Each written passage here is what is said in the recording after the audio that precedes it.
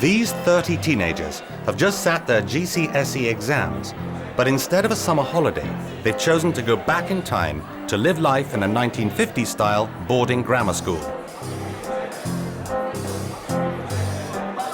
We shall see what you are really made of. The first few days were a culture shock as the children grappled with itchy outfits, draconian discipline, tuck your shirt in, and foul food. But now they must knuckle down to a full timetable of lessons and start swatting for the English, history, and maths O-level papers they will sit in a month's time.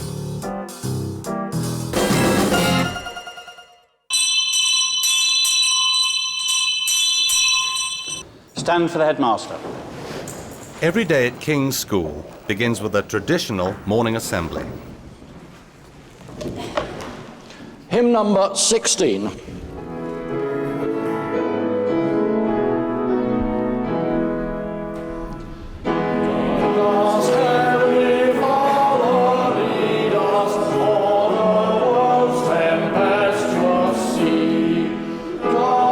It's supposed to be a stirring start to the day. We have no help but thee, yet possessing every blessing, if our God our Father be. In the 1950s, pupils took turns at reading at assembly. Genesis chapter 8, verses 6 to 22. And it came to pass at the end of 40 days that Noah opened the window of the ark which he had made, and he sent forth a raven, which went forth to and fro. Colm Hughes has never read the Bible before, let alone in public. He sent forth a dove from him to see if the waters were abated from off the face of the ground. And the dove came into him in the evening. Today, at most state schools, Christian assemblies are a thing of the past. The notices: we will be appointing a head boy and a head girl at the end of this week. I bring this to your notice. In the 1950s, order was enforced not only by staff, but by prefects appointed by the headmaster. There will be privileges, obviously, commensurate with those responsibilities. These will involve matters... Richard Miles is a straight A student who goes to a private school. He's top contender for head boy. This is my mother and sister behind me, and this is where I live. Intelligent, opinionated, and arrogant. If you're being perfectly honest. Richard may find romance at the school. I haven't been in a mixed school for like the last sort of 10 years or something. So I don't know. It'll be different. I think he will thrive on the opportunity to experience something that he would never have got the opportunity to do had he not done this. And it gets him out of working at Sainsbury's during his summer holiday. After assembly, Deputy Headmaster Mr. Perry summons Richard Miles to the dorms. Is this your bed? Yes, sir. Are these your possessions? Yes, sir. Would you please explain that to me? So I brought these on the first day because I thought we were going to be allowed them, and it turned out that we weren't allowed them. I put them in my drawer before we were told we weren't allowed them, and I forgot they were there. And then I knew they were there for the last day, but... You cannot have been oblivious to the fact that they were there. You have been eating them. Not just forgot they were there, you've been eating them. No, sir, I did know they were there. You listen. I have spoken every day about trust. I have spoken every day about what you should have and what you shouldn't have. Go to the gymnasium and look through the Bible and see if you can find anything about forgiveness. Do you understand me? Yes, sir. Thank you. Go there now. Speak to nobody else. He's a very good boy in many ways. And I suppose he's really shot himself in the foot.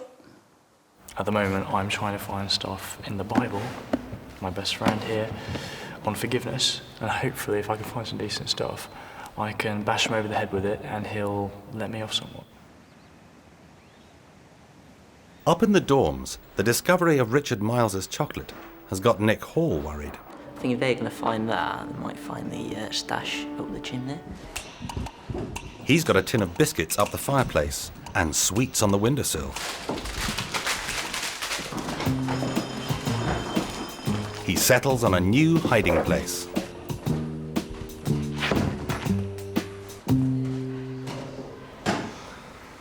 It's all done.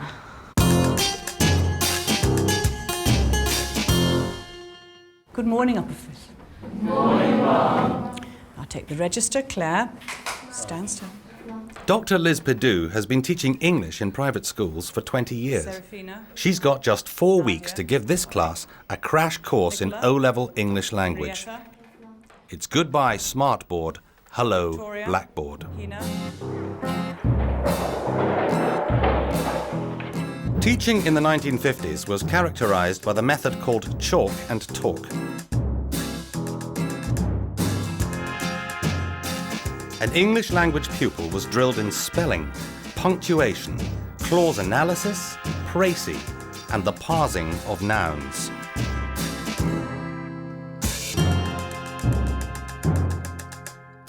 Today, English grammar barely features on the GCSE syllabus. It's an unknown quantity, but it is the requirements of the English language O-level that you know the following. You need a comprehensive knowledge of the major parts of speech. Sit still. Did I ask you to turn a page? You need to know about nouns, that is to say concrete, abstract, proper nouns, common nouns, collective nouns. You need to know about adjectives. You need to know the difference between qualitative adjectives, quantitative adjectives, verbs, transitive and intransitive.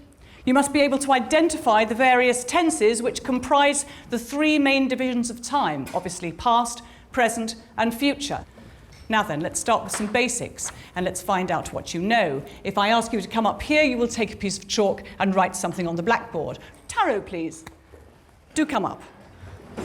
Taro, try not to look like you're travelling in a tumbril towards the scaffold. I would like you to write down the phrase, with no initial capitals, 5 children's games bags, with the appropriate possessive apostrophe. 5 children's games bags. Taro Wells is predicted an A at GCSE. Put your hands up if you're happy with that.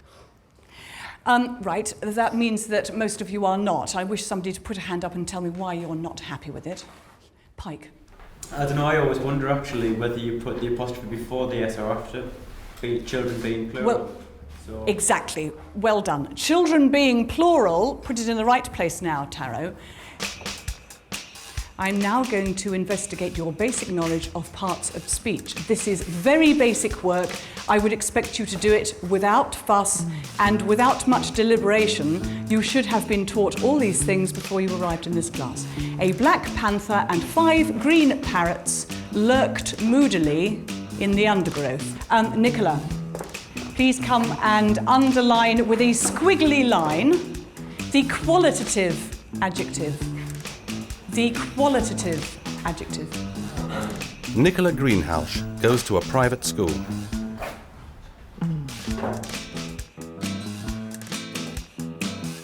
The qualitative adjective. That's an adverb, not an adjective. Let's have, who have we? Pike. Come out, sir, please. I would like you to spell possession. Possession. Blaine Pike is predicted an A* in his GCSE English language.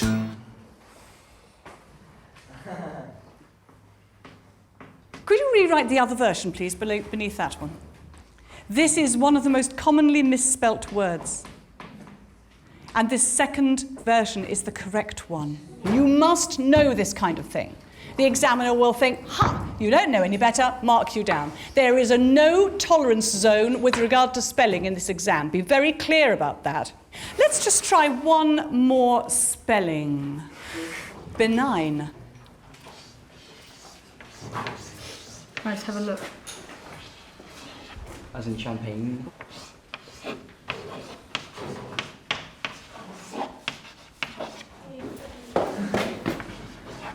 Everybody happy? Yes. Yes, well done. Well, I wish to talk to you about this paper. I will give it out face down. You do not touch it. The lesson finishes with an English grammar test. The students must punctuate a paragraph, conjugate verbs, and complete a comprehension exercise. I haven't done anything like that ever before, so I didn't have a clue. It's not rocket science, it's not impossible to understand, it's just difficult to implement. In our old school, there wasn't as much grammar because in your GCSEs you don't have to do stuff like that. When it was on about like improper nouns and all different kinds of nouns, I thought, what's this going on about?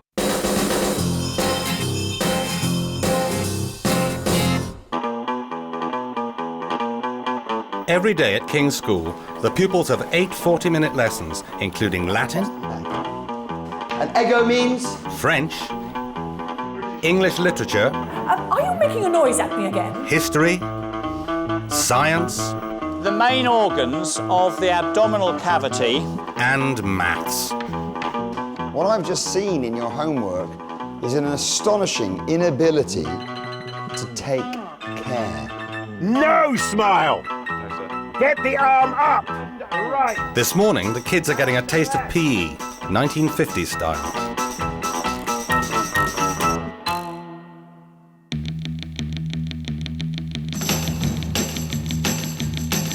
Grammar schools in the 50s prided themselves on the fitness of their pupils. The physical training was administered in a military fashion. Children of today spend an average of 17 hours a week watching television, whereas a 50s teenager spent the same amount of time working off those spam fritters. Flabby kids were largely unknown in the 50s. Now 1 in 5 kids is overweight. Come on, everybody. Come on, Harry! This is just a warm-up for the dreaded cross-country the children face in 2 weeks' time. Hi, I'm Harry Elgood, not Harry Potter, and this is my dorm at boarding school. I'm dreading having to eat all the food, which obviously won't be of Ritz quality and not very nice. I think he'll do him a power of good, actually. I think he's probably had life a little easy. I'm also not looking forward to the cross-country runs. I think that he will probably come last in the cross-country. I don't think that matters very much. He's resilient, he'll manage. I suppose my fitness is a bit low at the moment. But I'm sure after my term here it'll improve. But we'll have to see. The discipline and the rigour of the 1950s child is not within these children, and we'll have to impose that. It's going to be tough, so I'm afraid they're going to have to put up and shut up.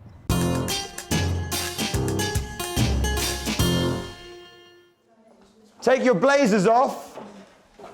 The kids have 1 opportunity a week to write home, supervised by Mr. Vince. Hang on. If you feel that this letter writing is the chance for you to settle scores and to make your displeasure felt about the regime and the routine here at King's, then you can do that, but your complaint, your grievance will go straight to the top, and it may prejudice your relationship with the staff at this school. In the 50s, letters were read by the headmaster or housemaster, and any criticisms of the school were censored.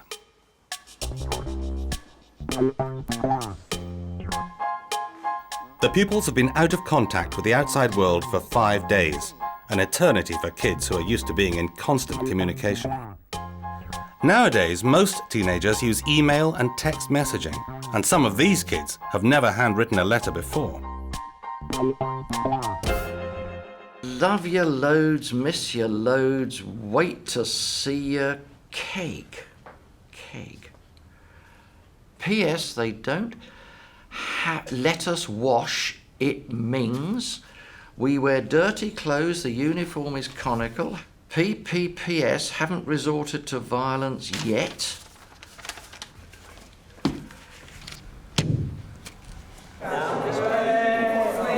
Today, school mealtimes are relaxed, but in the 50s, self-control was always on the menu. Something Andy Waln finds particularly difficult.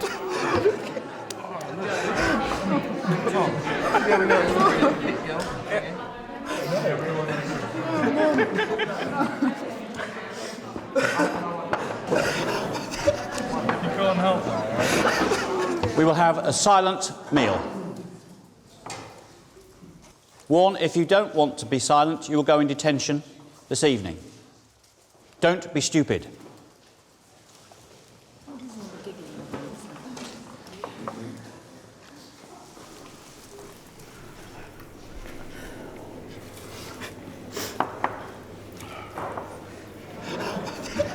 You can't help that.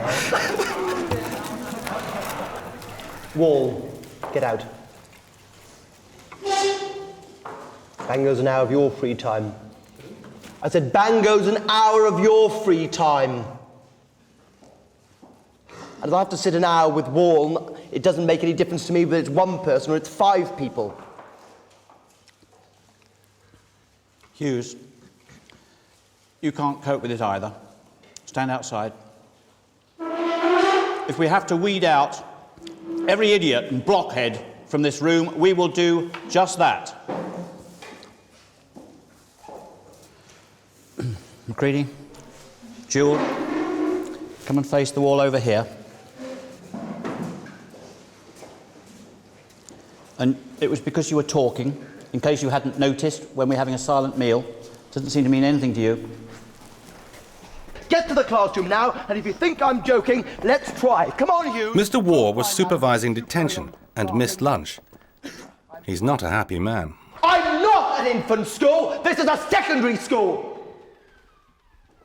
If you can't control yourselves, something may have been funny to begin with, then, of course, once you've been sent out, that is the red light. That has finished. There's an hour before lights out, and the appointment of head boy is the hot topic.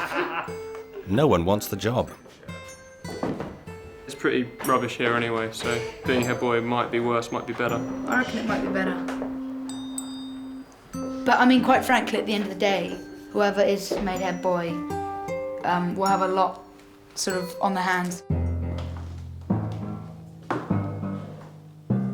Mr. Waugh's on duty in the boys' dorm. It's now 4 minutes to 10. I can guarantee if anyone is not in their dormitory by 1 minute to 10, they'll be going to bed early tomorrow. Let thy holy angels dwell here to preserve us in peace, and may thy blessing rest upon us evermore, through Jesus Christ our Lord. Amen. Amen.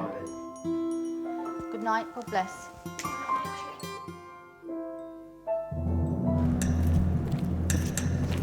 The discovery of forbidden chocolate has prompted a night raid to search for contraband. Right, up! Up! Up! Right, up, out! Outside! Quickly! Right, gentlemen, stay where you are. Don't move. Have you got anything else in there?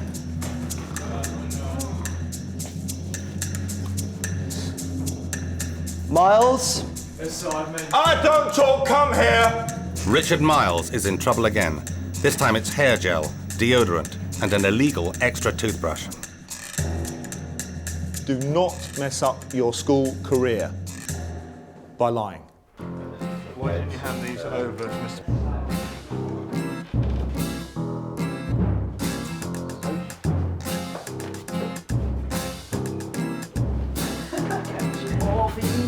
The search widens to the laundry cupboard. They could possibly hide something in the diary room. It's an anxious moment for King of Contraband, Nick Hall.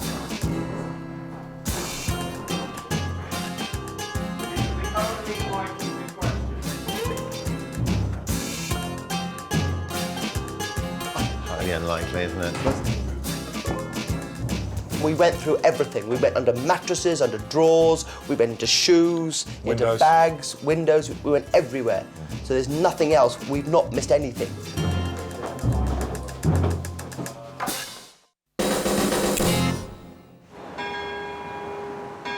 Next morning, Richard Miles is summoned to Mr. Waugh's study. Right, Miles. Gel. to flatten my hair. Yes, I know what gel is for. I know what it's for. What were you doing with it? I was keeping it to make sure my hair went... Knowing full well it was in contravention of the rules of the school. So I did not know that it was in contravention of the rules of the school, because it was just the fact that we were allowed Brill cream, which is also a modern... Don't tell me what Brill cream is. You've got your facts wrong. You seem to think you know a lot about everything. I think what you ought to do occasionally is just step down from your high horse. You don't know the answers to it all. There are people around who've been on the earth a little bit longer than you that know a smidgen, a tad, a kernel more than you do. Am I making myself clear? Yes, sir. Perfectly clear. Good. You have 1.5 hours detention. There you go. In the 1950s, rules, however petty, were rules. It was too rigid, perhaps. I think when you impart punishments, you have to use common sense. But it's much, much harder for today's youngsters because they don't have boundaries set for them. And consequently, I think as a result, they're unhappier. I do think that the whole Chucky incident might have scuppered any chances I had of being head boy. I'm not particularly bothered about that, but I don't know. I do feel this strange sense of like I've let myself down. Don't know how that feels, but anyway, I think that's what I should feel.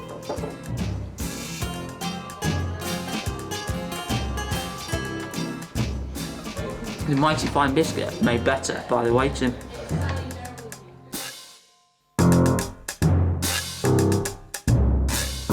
Bread, and forgive us our trespasses, as we forgive those that trespass against us. This morning, the headmaster's mind is on leadership and moral fibre. If you look at the history of this country and you look at the records, you will see that the greatest things have occurred through self-discipline and self-control. Shackleton, for example, trapped at the South Pole with no boat, no radio, managed to get 28 men back from the South Polar wastes by his own unaided effort through common sense, leadership and intelligence. These are exactly the qualities Headmaster McTavish requires of his head boy and head girl. Right, finally, we come to the matter of head boy and head girl. And I have had many discussions with staff, and I myself have been watching you very closely, and I have come to the following conclusion. I would like the two to come out, please. Head girl, Catherine McGeoch. It's the fulfilment of a lifetime's ambition for private schoolgirl Catherine McGeoch. I live in this house in Torquay in Devon, and I'm good at just about everything. She always wants to do everything and she always wants to succeed. A few things I like doing are skiing and snowboarding, swimming and sailing and singing, karate, clarinet and kayaking, archery and off-roading, 10 tours, Duke of Edinburgh and life-saving. I'd be privileged to be head girl in the boarding school because it's something people work for, and although responsibilities come with it, if you're willing to take on the responsibilities, it shouldn't be a problem. The head boy will be Stratton. Would you come here, Stratton, please? Goody Two-Shoes Andrew Stratton goes to a state school.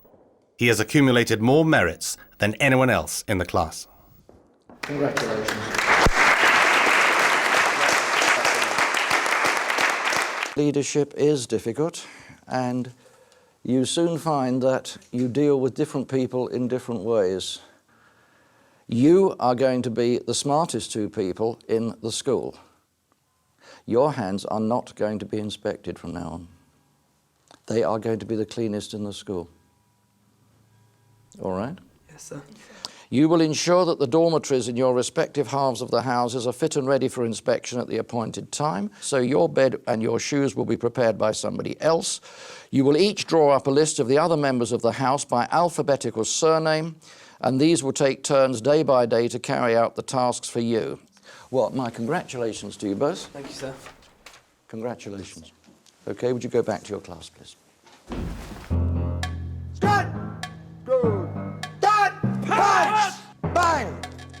Another way of instilling leadership was the combined cadet force, a key part of many grammar school boys' education. Together. Cut!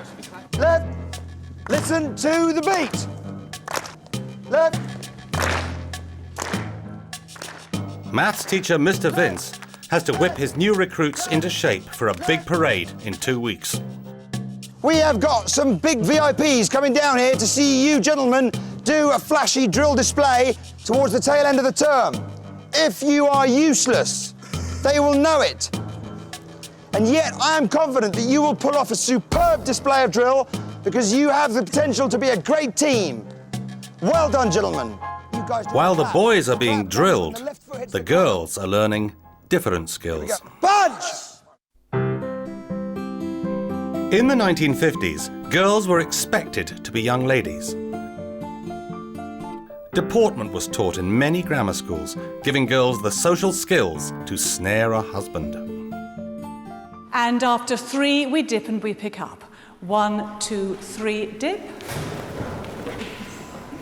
When you dip to get a book down the front, can you look at it? It's always better to pick up something from the side. And in the mornings, for instance, when I'm putting the little hymn booklet back on the chair, I tend to do it from the side. You don't want me turning round and sort of bending over like this. It's just not going to look good, is it? Francis. Too long. Claire, can you gather yourself together? I never thought there was so much fun in deportment. And walking away. The full width of the gym. Punch! When you take each other's hands, palm to palm. Hi, how are you? Very well. Can you stop us now? It's your hands straight. That's what it is. Gab, it's sorted. Stop. Good! If you hadn't met me before and I came in and stood like this, that's just not right. It doesn't give off elegance, it doesn't give off presence or charisma or dignity. The whole idea is to act as a machine and to be totally one unit and to scream words and vent aggression and this sort of thing. And that's just not my bag, baby, really. It makes me glad that I can happily slob around in my jeans and tracky pants and not have to worry about how straight my back is. I want to be a barrister. And no, I don't think I'll be a housewife. I hope not, anyway.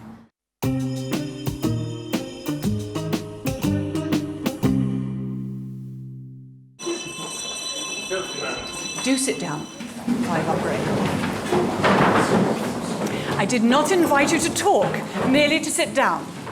The class are getting the results of their English grammar test. This will be a shock. It's the first real indication Dr. Perdue has of how well their GCSE skills will transfer to the O-level English syllabus. I would like to warn you that the marks vary enormously and that there are a considerable number of pupils who have not done very well. This will be a shock to you because you are used to answering English papers of an altogether different kind. These English papers required precision.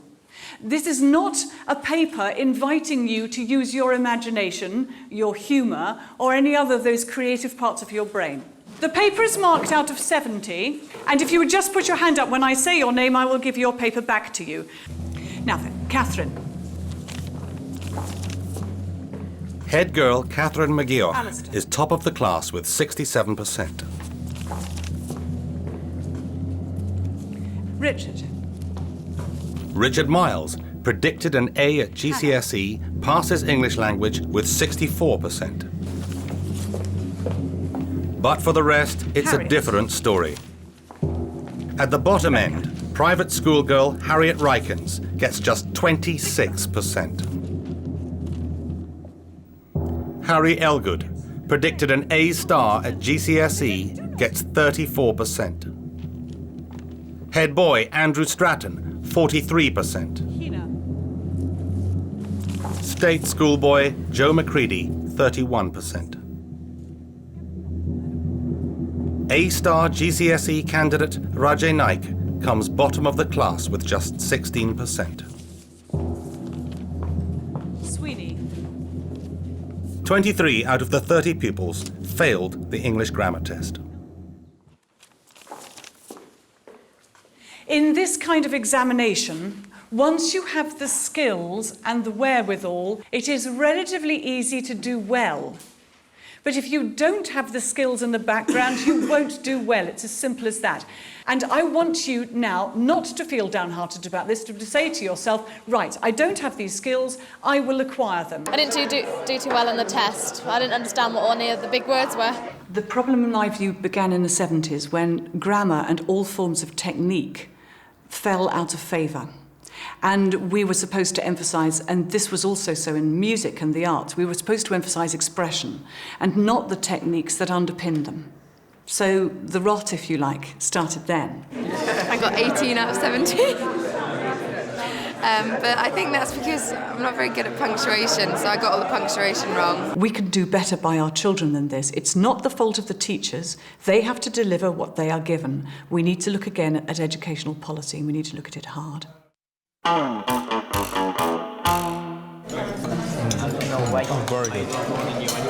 The appointment of head boy and head girl raises questions about whose side they're on, especially when it comes to hidden contraband. You're not going to go and tell everyone, are you? Anything. You're not going to go and blurt out everything if we sit there chatting. I mean, talking about time. All the stuff I've been told before I got my responsibility I don't want to say about. But if anything new happens and it's like bullying or whatever, then I'll have to say something. But anything old, I'm going to ask specifically. I don't feel I should tell people what they've told me in confidence. How do you know what we're allowed saying to you and discussing with you? How do you know where you're going to draw the line and say, well, I'm sorry, but...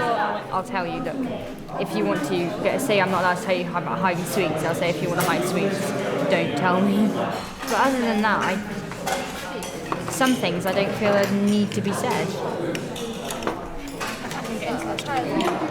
Andrew Stratton is less comfortable with his new privileges.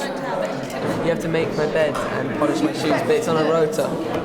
Well, if they find out that you're not doing it, then we'll all get in trouble. But there's a way, I found a way that I can do it, but I can do my own stuff. But just... What, making us all because they're doing it? Yeah. That's good on you. But if it doesn't work, you might have to do it maybe once. My dad was at boarding school during the 50s. One thing I haven't told him, he has to make his bed every morning. I'd pay money to see that, yes. Good luck, because he sure doesn't do it at home. I need to be told when to do things I don't remember myself. He loves sports. Football, tennis. I've been skiing since I was really young. Swimming I like. I used to do it quite often. I'm sure it's going to be really tough sometimes, but I hope it's going to be fun at the same time. Otherwise, I really don't know why I'm going in there.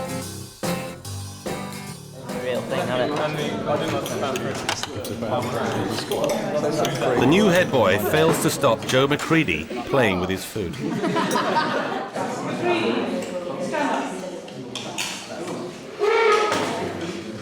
Your whole manners when spoken to has something to be desired. Headmaster, may I put him out of the room? Yes, we'll give him his rice pudding outside the door. Out. Change your manner, sir. I don't like it. Did you have something to say? Come back here. Come back here. What did you just say on the way past? I didn't say anything. You're lying. No, I'm not. Yes, exactly, you are. Out. Go and stand on it. Stay. Should have said something because I walked out, but I didn't. You sure? Why did you say me? I did, but I'm going to say I didn't. After a week at King's, Joe McCready has already been punished with a freezing cold shower and 2 detentions.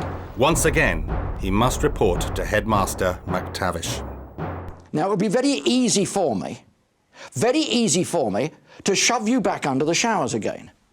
And it will be easy for me to shove you back and back and back and back under those showers.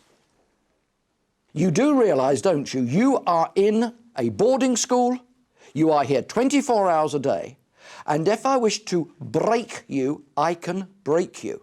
I can render your life a total misery from the time you wake up, which might be 5 o'clock in the morning, to the time you go to bed. I can do that. I want you to think very hard about that. Joe McCready gets off with extra prep, but in the 50s, when the cane was regarded as an educational aid, he would by now have earned 6 of the best. I think one of the problems of teaching in today's schools is that one has not got clean lines of discipline, clean, simple discipline. Here we have got clean, simple discipline. Somebody misbehaves, they're out of the class and they're punished.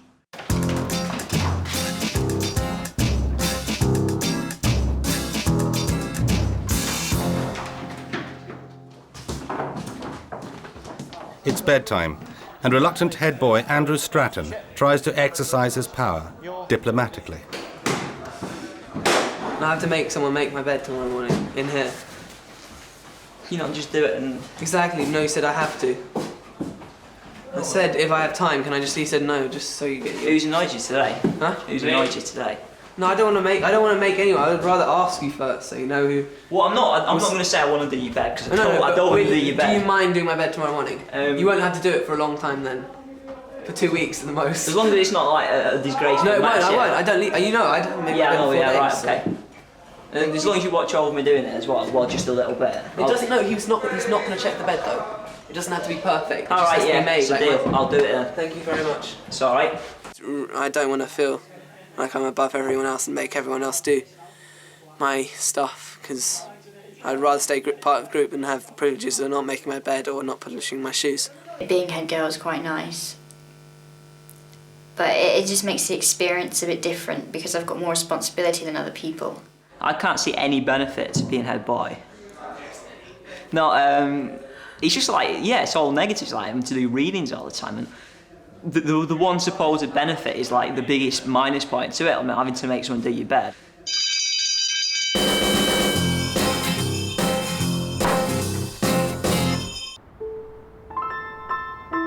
It's Sunday morning, but if the kids think they'll get an easy ride, they're mistaken. Come on, move yourselves. I can hardly hear any movement. You should be going down to wash now. Hurry up, please. Before matron's inspection, the girls stash their forbidden goodies. You smuggled so many things in. There's like razors, like as matron like walks out the shower room, it's like, who's got the razor? Who's got the razor? Pass me the razor. Where's the conditioner? What are we gonna do? Ah.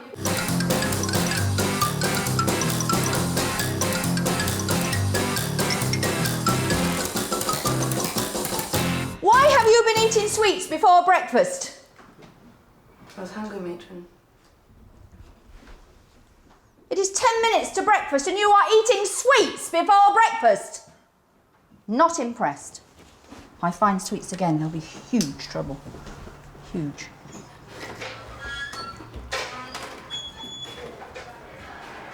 I don't. If she had searched our room, she would have found the razor, she would have found the perfume, she would have found... I've got pictures. Not that she'd go through my music books. She would have found loads of stuff, and Vaseline and stuff. Sorry guys, didn't get a 5 because I was eating sweets.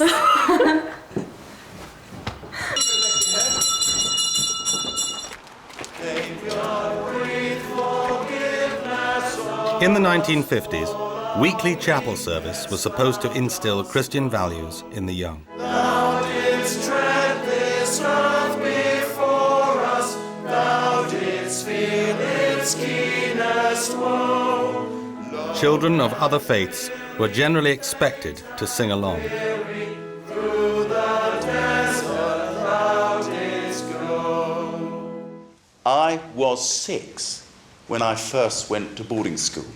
I can remember what it was like that first night to be in a strange bed, and school beds are like no others, and you wake up in the morning and you're at school.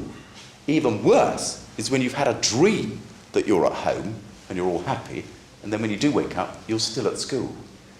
And I can still remember that feeling of strangeness and that feeling of oddness, that feeling of homesickness, all those feelings that all of you will have experienced and are experiencing. The children's first contact with the outside world arrives with the weekly mail delivery. And Smith. For you there. Smith. Rykins. Hannah Smith. Don't open them now, please. Is that Unwin? Unwin. And Waller. and Sweeney, Stratton. But not everybody gets a letter. Would you please, girls, highlight? Sorry? The children go back to the dorms to read their mail. Because if there's loads, then they won't give it you. Some of the girls are in tears because they didn't get a letter. Others because they did.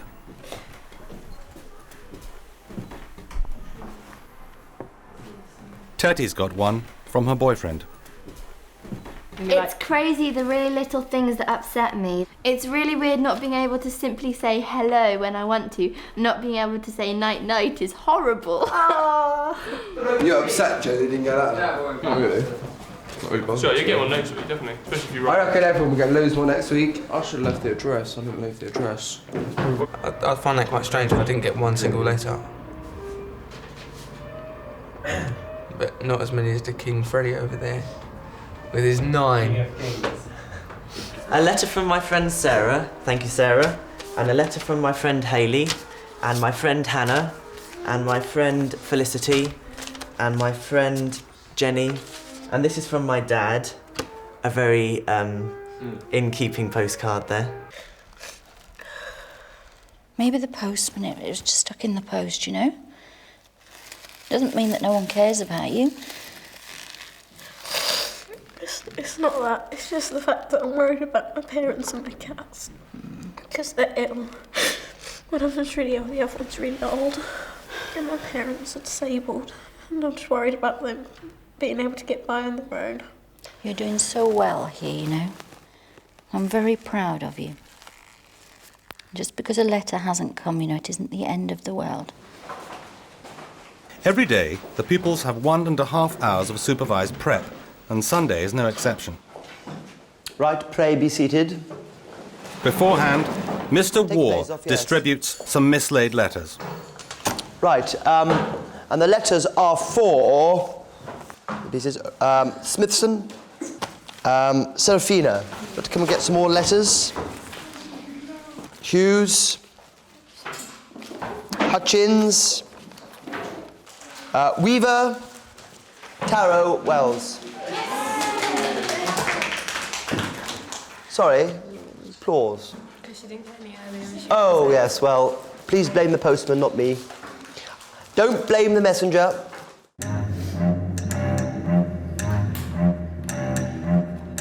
A whole class studying in silence is virtually unheard of today.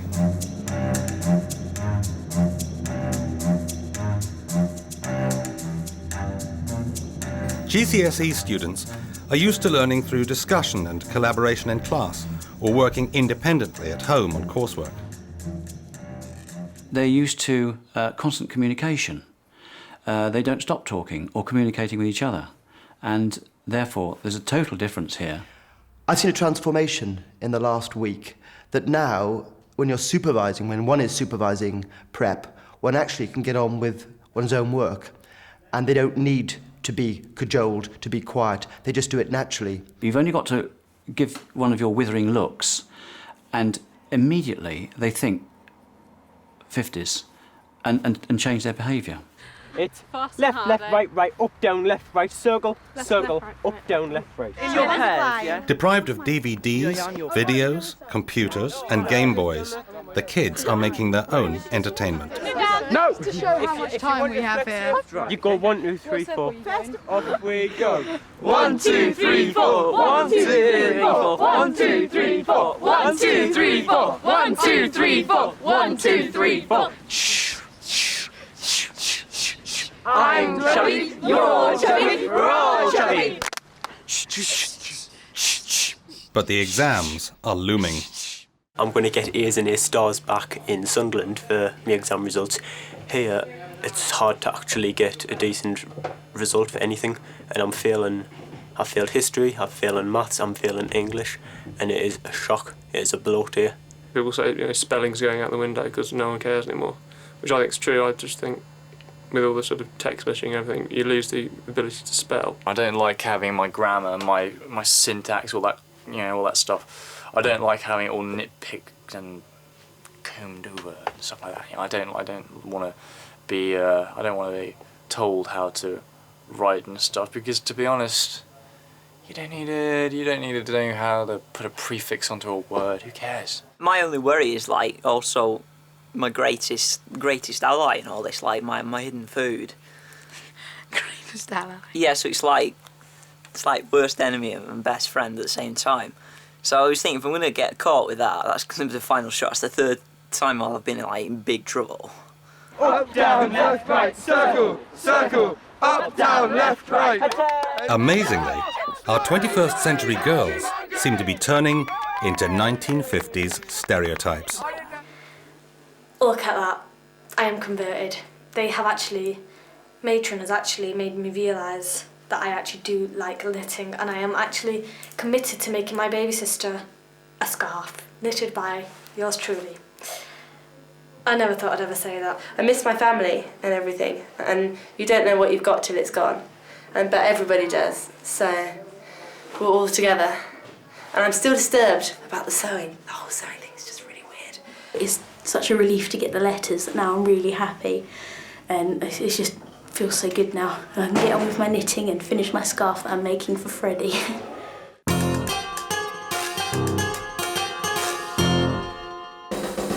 Next week on That'll Teach 'em, Joe McCready gets a dose of 1950s punishment.